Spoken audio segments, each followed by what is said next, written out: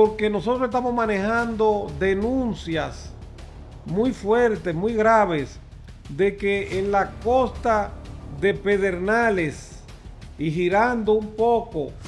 a la costa para caer en los manglares de Montecristi, los capos, los carteles grandes están utilizando submarinos para llegar a tierra dominicana, a aguas dominicanas.